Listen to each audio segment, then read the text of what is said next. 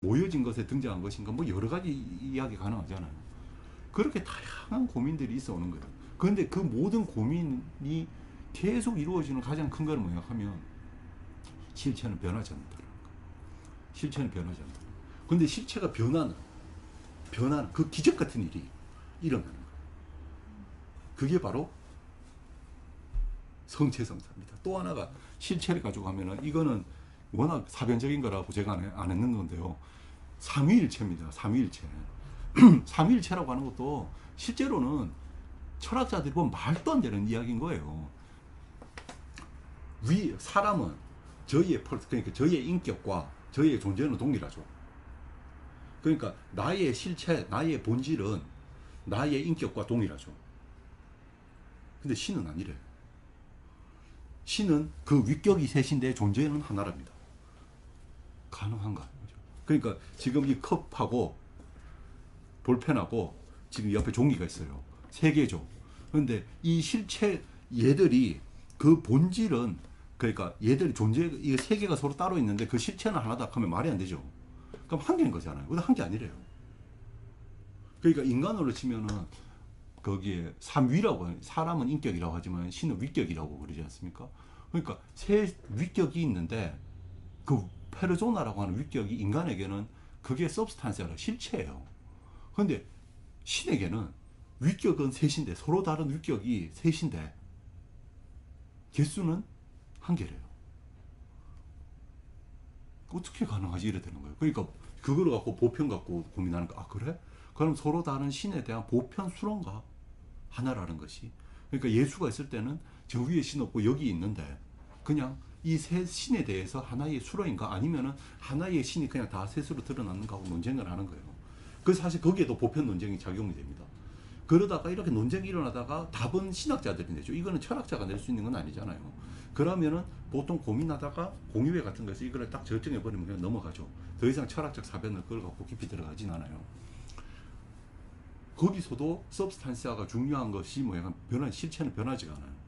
그럼 영원히 있어요.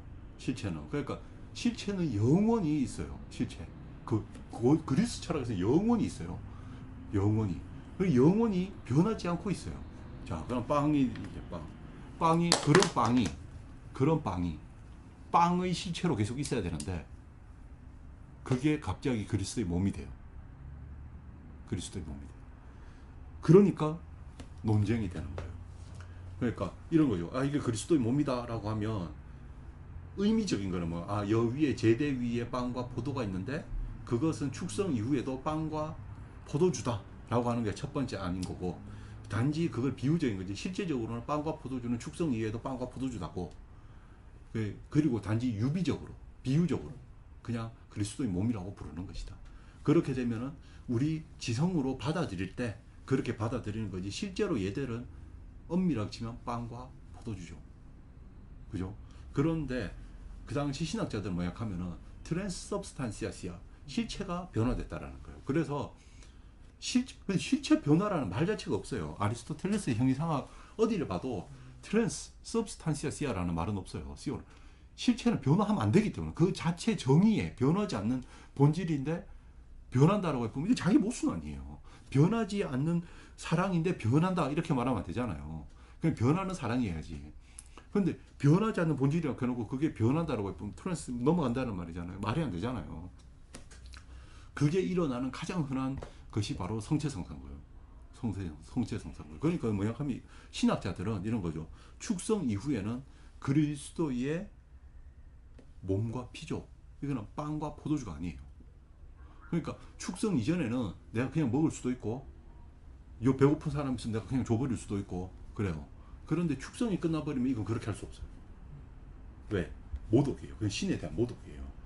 그리스도의 몸과 피기 때문에. 그렇기 때문에 그를 접근하기 위해서는 그 사람이 정결해야 되고, 그는 따로 모셔야 되고 할 정도로 그냥 하나의 성스러움인 거예요. 성스러움이 되는 거예요. 그러니까 그게 신학인데 철학하는 사람들이 이래 보니까 그것은 그렇게 생각하는 거죠. 그러니까 지성이에게 그렇게 되어지는 것이 실제로는 그렇지 않다 이거죠. 근데 잘 생각해 보면은 실제로 그렇지 않다가 훨씬 더 합리적이죠. 맞잖아요. 훨씬 더 합리적이죠. 동일한 실제 여기에도 축성되어 있는 그리스도의 몸이 있고 여기도 축성되어 있는 몸이 있고 여기에 보면은 그 성당 다니실 때 요를 보면은 여기 안에 보통 제가 다니는 본당에는 성도가 한 400명 있으니까 그 안에 한 400 정도의 성체가 모셔져 있죠. 그것 자체가 말이 안 되죠. 물리적으로 말하면 어떻게 성체가 400이나. 그런데 더 큰 계산성당 같은 데서는 계산성당, 명동성당 이런 데서 얼마나 많은 사람이 오겠어요. 대구의 계산성당이 주교자 성당이면 그 한 번에 보면 뭐 몇천 명씩 이렇게 미사를 보면은 거기서 다 나눠줄 때마다 이것이 다 그리스도의 몸인데 물리적으로 생각해보고 이성적으로 생각해 보면은 지금 하나의 빵이 시간 공간 점유와 물리적 점유를 다르게 해서 있죠. 그럼 이것도 그리스도의 몸이고 이것도 그리스도의 몸이다가 이성적으로는 안 되죠. 동일한 본질을 가지고 있는 것이 그죠? 하나의 실체에 대한 동일한 본질을 가지고 있는 것이 따로 있다는 말이 안 되죠. 그래서 중세 철학에서 보면 이런 게 있습니다. 그 동일한 본질을 가지고 있는 것이 다른 공간에 다른 형태로 있는 것이 가능한가 이거예요. 안 되죠. 예를 들어서 내하고 똑같이 생겼고 나와 완전히 같은 기억을 갖고 있어도 그 사람이 뉴질랜드에 지금 있다라고 하면 그건 내가 아니죠. 내하고 이름이 똑같아도 그건 내가 아니에요. 내가 가서 걔를 때릴 수 있어요. 그죠? 때려도 내가 안 아픕니다. 걔가 아프겠죠. 그죠? 그러니까 달라요. 그게 이성적인 거죠. 그게 이성적인 거죠. 근데 그 이성적인 사고가 그 당시에 유럽 사람들에게는 점점 철학이 되는 아리스토텔레스 아까 오르가논이나 논리적 사고를 하기 시작하면 그게 위험으로 느껴질 수 있는 거예요. 그 전까지는 그렇게 믿으라고 믿을 수 있어요. 지금은 그거로 고민을 안 하죠. 왜냐하면 그거를 그냥 들어도 별로 크게 흔들리지 않습니다, 사람들이. 그죠? 뭐 정말로 그래서는 안 되겠지만 만약에 지금 옆에 어떤 사람이 당장 죽어가려고 하는데 지금 아주 급하게 탄수화물을 빨리 주입하지 않으면 이 사람 죽습니다라고 하는데 신부가 성체니까 이거 모습입니다. 그래서 죽으면은 엄청난 비난을 받을 거예요. 맞잖아요. 당장 줘야 너 왜 살려놨냐 하면 보면 성체고요. 이 사람은 죽어도 어쩔 수 없는 거 아닙니까? 인간이고 이건 신입니다. 하고 보면은 비난받을 거고 그렇게 하지 않겠죠. 근데 그때는 그렇지 않은 오랜 시간 동안 너무나 중요했다는 거예요. 왜냐하면은 그것이 하나됨이거든요. 이거 보편교회가 일치를 경험하는 것 중에 하나가 가장 강력한 게 그리스도의 몸과 피를 나눈다는 거예요. 그것이 내 안에 그러니까 막 씹고 이러지 않죠. 그거 가가지고 막 껌 씹듯이 척척척 씹으면서 앉아가지고 이렇게 앉아있고 이러지 않습니다. 보통 이렇게 성체 영화 와서 이렇게 앉아있죠. 앉아가지고 명상하고 성체를 모실 때도 다 이렇게 바라보고 성체 지향할 때도 성체를 보면서 자기의 마음을 되돌아보고 여러 가지의 신앙에서 굉장히 큰 부분을 차지하고 있어요. 그리고 그것을 인정하는 것이 보편신앙이에요. 보편신앙이에요. 그럼 그것을 인정하지 않으면은 정통적에서 그건 보편신앙에서 벗어난 사람이에요. 보편신앙에서. 예를 들어서 교회에서는 성체 성사가 예배의 중심이 아니고 예배가 성체 성사를 끝나고 나서 제가 어렸을 때 교회를 다닐 때는 카스테라가 남으면 그냥 카스테라를 먹었죠. 카스테라로 하지도 않죠. 성당에서. 왜냐하면 그걸 지켜야 되기 때문에 전통. 그런데 지금은 이렇게 교회도 성당처럼 만들어가지고 이렇게 쓰는 데가 있다고 그러더라고요. 근데 카스테라를 하고 남으면 그냥 먹을 수도 있다. 근데 실제로 남아서 먹을 수 없죠. 왜냐하면 이미 축성을 해가지고 거기서 기도를 하거나 이러면은 이건 그리스도의 몸이기 때문에 남았다고 장난칠 수 없어요. 그리스도의 몸이기 때문에. 그것이 보편교회고 일치를 지향하는 사람들의 공통된 경험인 거예요. 그런데 그것이 무너지는지, 그거에 대해서 의심하는 사람이 생긴 거예요. 철학자들이 등장해가지고 의심하는 사람이 돼버린 거예요. 그래서 잘 보면은 비슷한 무렵, 이런 고민을 시작한 무렵과 비슷한 시기에 언어에 대해서 철학자들이 고민을 하기 시작하면서 신학자들과 철학자들 사이에서는 충돌이 일어나기 시작해요. 충돌. 그러니까 그 전에 교부들 중에서는 철학자로 있다가 신학자 된 사람들이 많아요. 그 대구 대교구에 첫 번째 신학교 유스티누스 신학교거든요.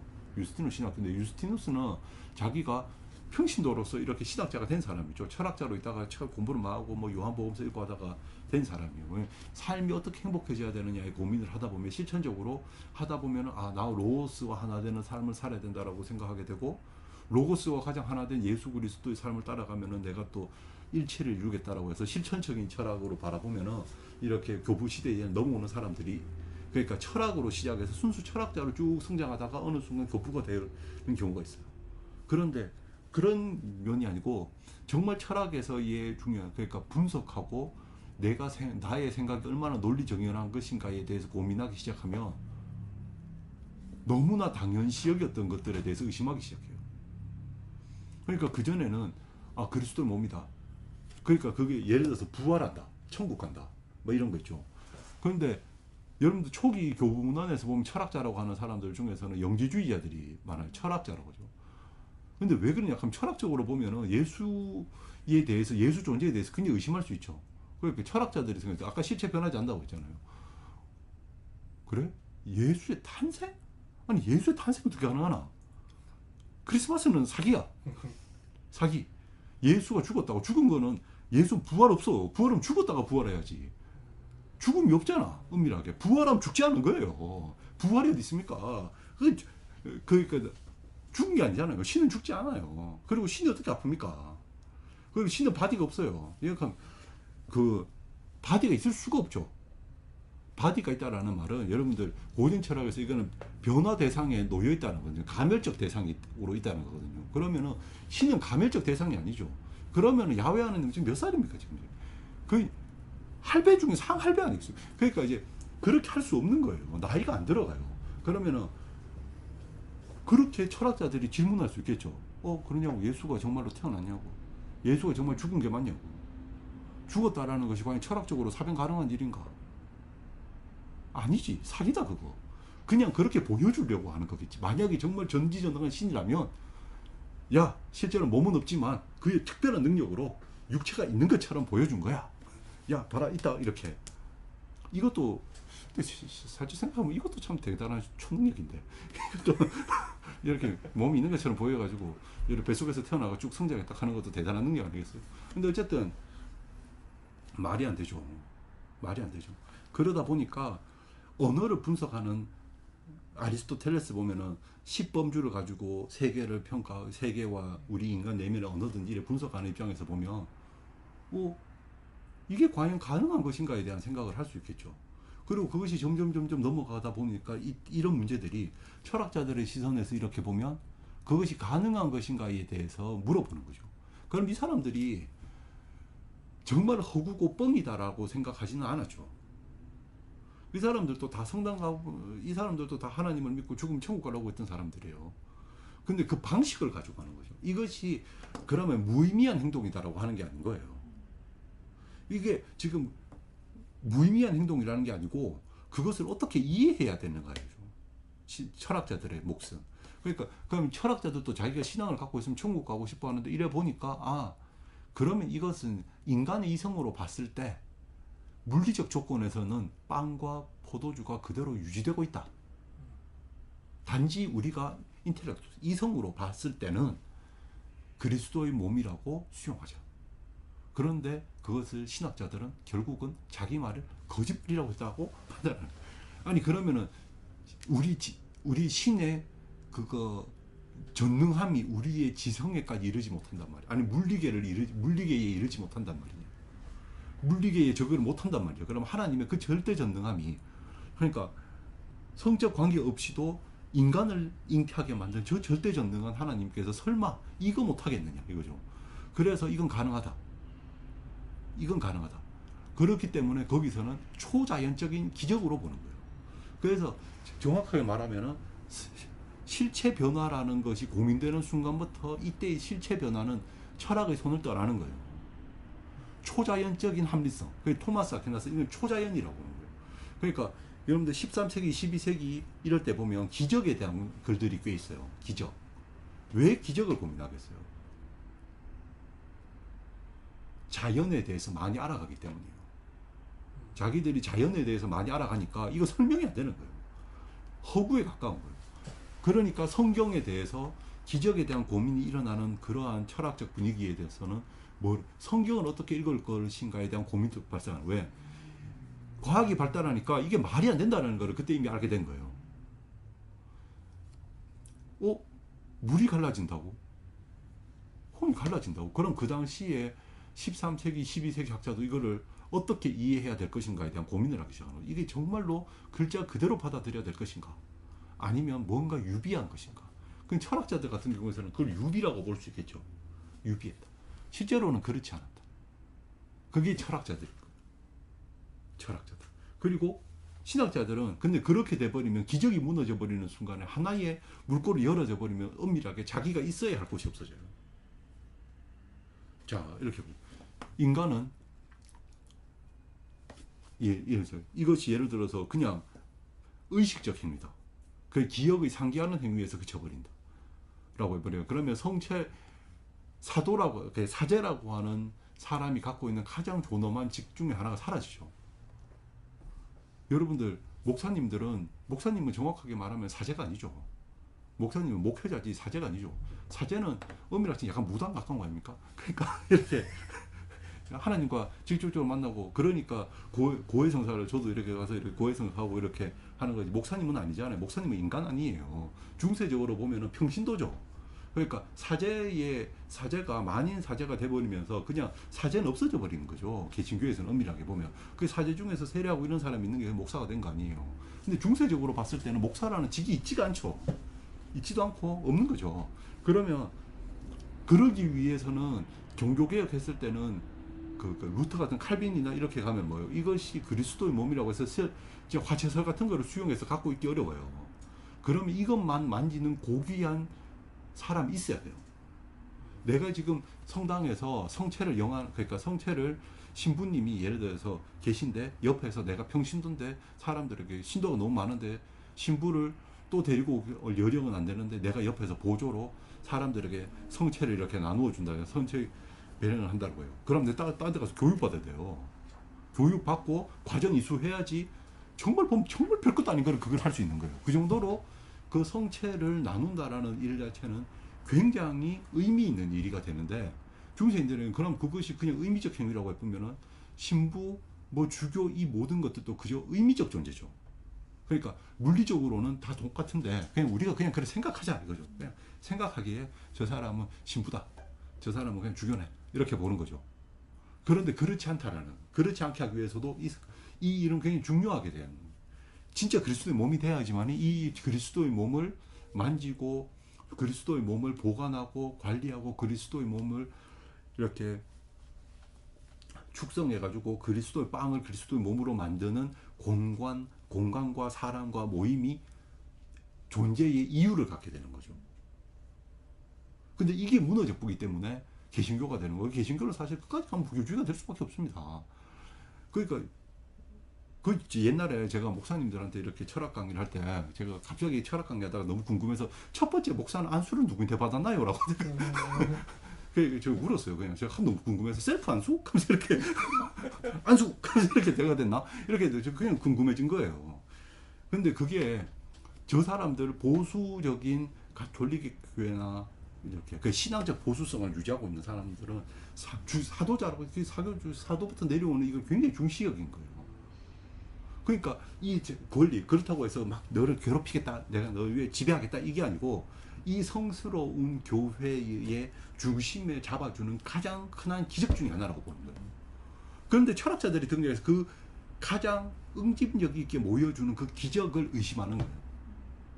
근데 그 사람들이 그렇다고 해서 그 사람이 자기 신앙이 없는 게 아니에요. 방식의 문제인 거죠. 합리성으로 끊임없이 바라보기 때문에 그렇게 바라는 거예요. 그래서 베렌가리우스가 아까 베렌가리우스라는 사람이 베렌가리우스 전에 라트람누스 같은 사람은 비유적으로 그리스도의 몸과 피라고 하는 것이 확실하다 이랬죠. 여기 보면은 그죠? 똑같은 주님의 몸과 피에 관하여라고 했을 때 라트베르투스는 이 그리스도의 몸과 피라고 하는 것이 빵과 포도주는 그거는 100% 뭐라고 했어요? 그리스도의 몸과 피라고 했는데 라트람누스는 뭐라고 하면 비유적이다. 비유적이라는 말이 뭐예요? 그냥 우리에게 예수 그리스도의 죽음과 부활, 그 다음에 하나됨을 보여주기 위한 어떤 행위의 성사적인 행위지, 그것이 실제적으로 일어나는 일은 아니다라는 거죠. 실제적으로 지금 빵이 그리스도의 몸이 되고 이런 건 아니다 이 말이에요. 그러니까 그렇게 하죠. 그러니까 요 보면 나오죠. 보이는 것은 빵 가운데 몸의 모양을 볼 수 없다는 거예요. 맞죠? 그게 굉장히 이렇게 물어뜯으면 몸이 물었는데 물었는데 근육이 나온다던가. 그죠? 물었는데 갑자기 내 코를 물었네 하고 이런 게 있어야 될 거 아니에요. 근데 그런 게 하나도 없다라는 거죠. 그리고 포도주 가운데는 피 냄새를 맡을 수가 없다라는 거예요. 이 포도주 맡으면 이게 포도주 냄새가 나지 했을 때 피비린내가 나고 이러지는 않는다 이거예요. 그 말은 뭐냐? 물리적인 것으로는 더 이상 아니에요. 축성 이후 더 이상 빵과 포도주라고는 그리스도, 그런데도 그리스도의 몸과 피라고 하는 거죠. 우리가 축성하면. 그 말은 그게 비유적이라는 거죠. 실제로 변한 게 없다 이거죠. 변한 게. 그죠? 변한 게 없다 이거예요. 그러면 여러분 갈릴레오 갈릴레이 같은 사람은 유물론적, 그러니까 원자론자거든요. 그럼 갈릴레오 갈릴레이에게도 변화는 없죠. 갈릴레오 갈릴레이에게는 이것이 바뀌려고 하면은 원자가 다 바뀌어야 돼요. 원자가 그리스도의 몸의 원자로 다 바뀌어가 결합돼야 되는데 그리스도의 몸으로 안 바뀌었잖아요. 그러면은 그건 그리스도의 몸이 아니에요. 그죠? 그 갈릴레오 갈릴레이의 주장, 원자론 주장 이런 다 위험한 거고 현대 원자론 주장을 상식처럼 이렇게 이야기하는 것도 중세 가면 다 그 이단입니다. 그죠? 근데 지금은 그게 큰 이슈가 아닌 거예요. 사람이 이 정도 합리성에도 사람들은 그걸 가지고 본질로 삼지는 않기 때문이에요. 근데 이때는 위험한 거예요. 왜? 이때 신앙을 가지고 견고하게 막 400~500년 버티고 600~700년 버텼던 사람들에게는 가장 강력한 적들이 등장한 거예요. 그래서 자기들에게 비합리적이라고 그러는 거예요. 야, 너것들 전부 다 거짓말이다. 비합리적이다. 그러니까 거짓말로 들리겠죠. 하는 사람은 그냥 자기의 이성적 사변을 가지고 반론을 제기하는 거라면 신학자들이 들을 때면 거짓말 한다라고 그럼 내 말이 거짓말이 된 거잖아요. 내가 신자들 앞에서 그리스도의 몸이라고 했는데 정확하게 말하면은 그리스도의 몸을 생각합시다. 그렇죠? 이거 빵이에요. 배고프신데 몇 개 더 드세요. 할 수 있는 거예요. 내가 옛날에 교회를 다니는데 장인교회를 다니는데 제 앞에서 어떤 노 부부가 그날 성체성사를 했어요. 그 성체성사를 했는데 노 부부가 할아버지께서 그날 그 포도주를 받지 않았어요. 그래서 장로님이 그 무슨 집사님 포도주를 받았어요. 근데 그 교회 특성상 교리 교육이 없어요. 그냥 이렇게 지역에 좀 힘드신 분들 그냥 와서 이 계시고 이랬 때문에. 근데 그 할아버지가 그 막 안 마시고 있으니까 할머니가 옆에서 야 빨리 받아 먹어라 빨리 받아 먹어라. 할아버지가 하는 말이 어제 너무 많이 먹어서 속쓰리다고 하는 거예요.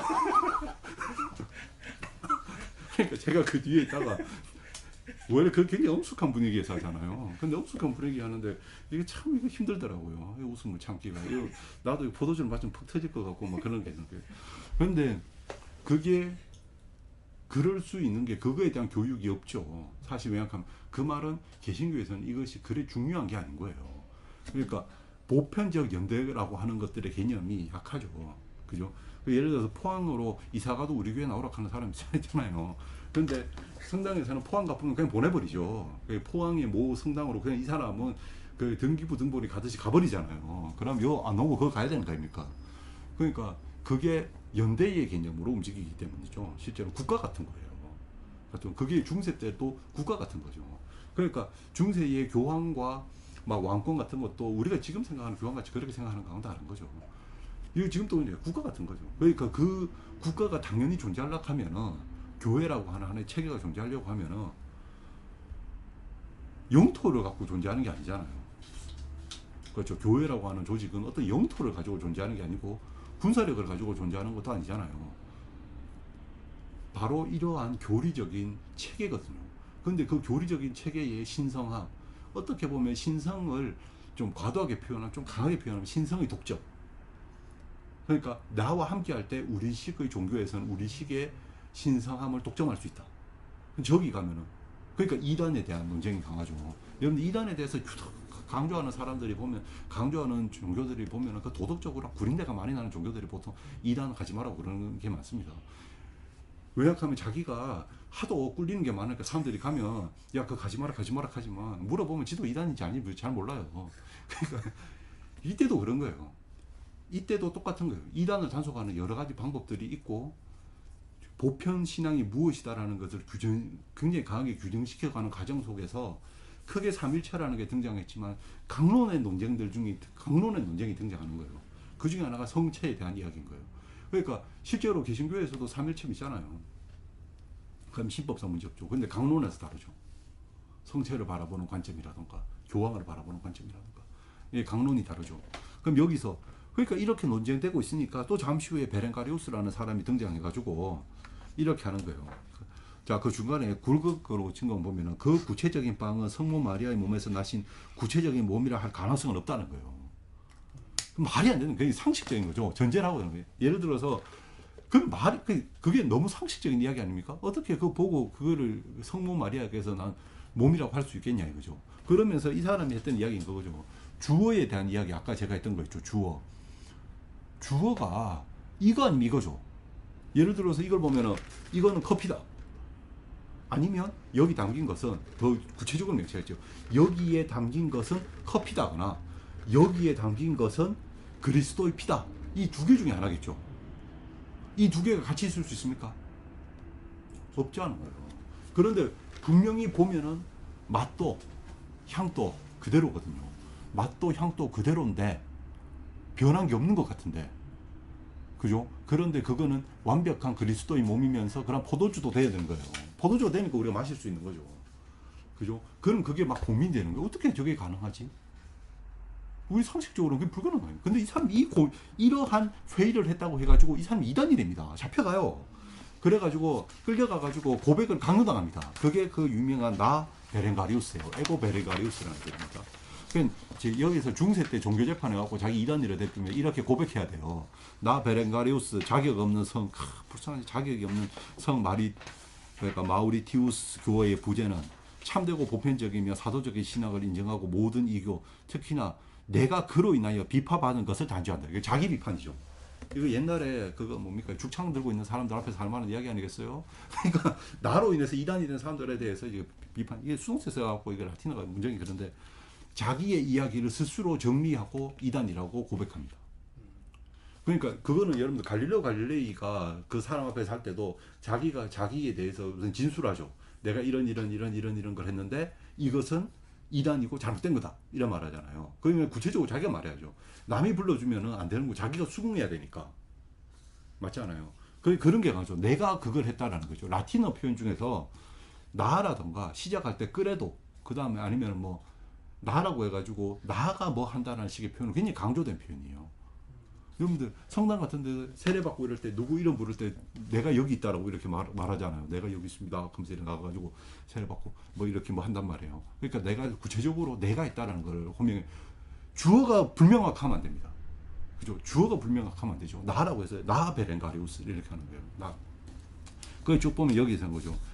제대의 노인 빵과 포도주는 축성 이후 오직 성사일 뿐이며 우리 주 그리스도의 참된 육체와 피는 아니며 이는 오직 성사 가운데 아니면 육체적으로 사제의 손으로 만지거나 찢겨지거나 혹은 신자들의 치아로 씹히는 것이 아니다라는 것이다. 이게 이단이다 이거죠. 얘는 이제 자기가 근데 원래 이렇게 이야기했던 건데 그러니까 단지 성사일 뿐이다라는 말은 이겁니다. 그러니까 그리스도의 몸이 아니고 아까 이야기했듯이 이거는 빵과 포도주인데 그냥 의미적으로 이게 성스러운 그 성사를 위해서 사용되는 도구라거나 아니면 기념하는 무엇인가라든가 이거예요. 그러니까 실제로 씹히거나 뭐 이런 것들은 그리스도의 몸이 아니고 뭐예요? 실질적으로는 빵과 포도주죠. 라고 했는데 이게 뭐란 말이에요? 이게 이단이다 이거죠. 뭐 어떻게 이단이냐 하면 성스러운 로마 교회와 주교자의 동의에 하여 입으로 그리고 마음으로 입으로도 해야 됩니다. 지가 읽어야 돼요. 입으로 그리고 마음으로 주님과 존경하는 교황 니콜라우스 그리고 이 거룩한 공의회의 권위 즉 복음과 사도적 권위에 힘입어 전승에 따라서 하고 이제 정통 이론을 이야기하는 겁니다. 성만찬 성사에 대해서 동일한 신학이 나에게도 유지되고 있음을 고백한다.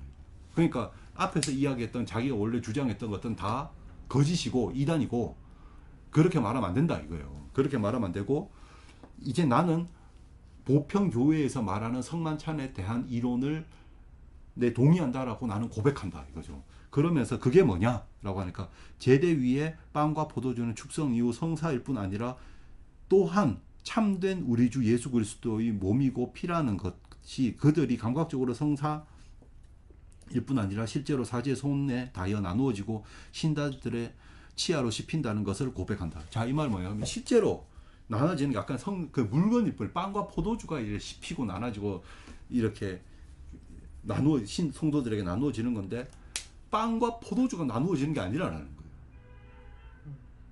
그리스도의 몸과 피가 나누어지고 있는 거예요.